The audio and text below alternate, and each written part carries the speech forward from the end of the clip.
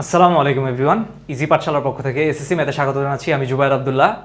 আজকে আমরা দেখব ম্যাথের 13 নম্বর অধ্যায়ের 13.1-এর আরও দুটি ম্যাথ, 17 এবং 18 নম্বর ম্যাথ। আমরা দেখি তো এই দুইটা ম্যাথ কীভাবে করতে হয়। আগের ক্লাসগুলোতে আমরা অন্যান্য ম্যাথগুলো দেখে আসছি, পূর্বের ম্যাথগুলো। এখন 17 আর 18 নম্বর ম্যাথ দুটো আমরা দেখি কীভাবে সলভ করবো আমরা। সো সবাই খেয়াল করো, দেখো 17 নম্বর ম্যাথে কী বলতেছে আমাদের। কোনো ধারার প্রথম n সংখ্যক পদের সমষ্টি হচ্ছে n × n+1, ধারাটি নির্ণয় করো। আচ্ছা, তাহলে একটা বিষয় আমাদের, আচ্ছা এই ম্যাথটা করার আগে আমরা একটু নর্মালি অন্য একটা ম্যাথ একটু নিজেরা বোঝার, মানে জাস্ট কনসেপ্টটা বোঝার জন্য, কীভাবে আমরা কী করবো এটা বোঝার জন্য অন্য একটা ম্যাথে আমরা দেখি। ধরো আমি লিখলাম 1 + 3 + 5 + 7 + ... ধরো এরকম আছে।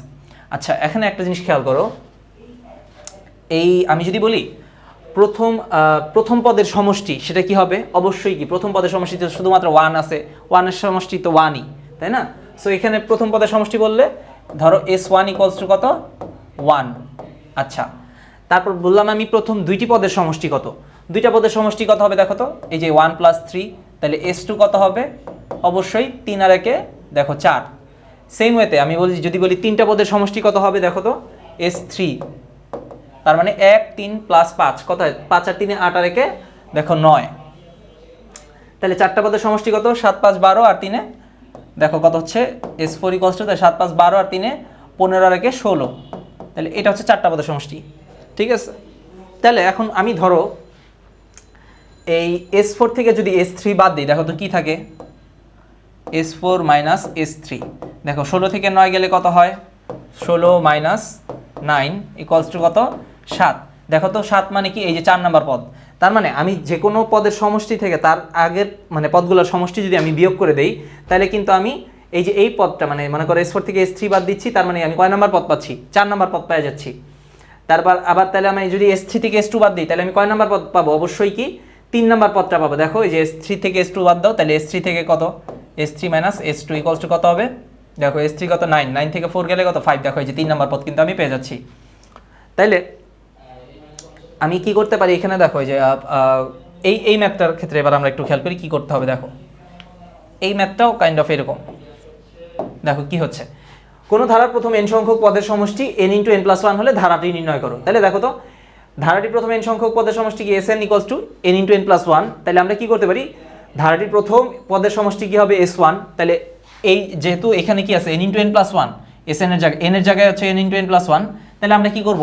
আমরা s1 যদি লিখি, s1 কি হবে? দেখো এর s1 = কি হবে? যে তুমি যেখানে যেখানে n ছিল এখানে 1 বসাই দিবা। তাহলে 1 ×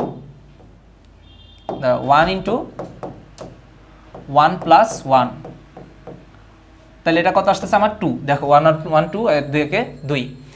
একইভাবে আমরা হচ্ছে প্রথম দুইটা পদের সমষ্টি কত বের করতে পারি? s2 = কি?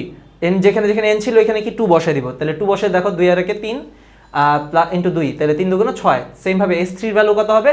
দেখো 3 + 1 × 3, তাহলে 3 আর 1-এ 4, 3 × 4 = 12।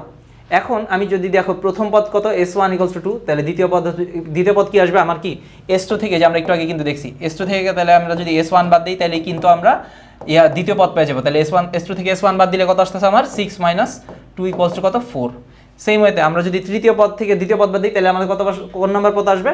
মানে তৃতীয় পদের সমষ্টি থেকে দ্বিতীয় পদের সমষ্টি যদি বাদ দিই, তাহলে কত আসবে? তৃতীয় পদটা আমরা পাবো। তাহলে এই দেখো সেম ওয়েতে s3 - s2 করে আমরা কিন্তু তৃতীয় পদটা আমরা পেয়ে যাচ্ছি। তাহলে 12 থেকে 6 বাদ দিলে আমাদের কত আসতেছে?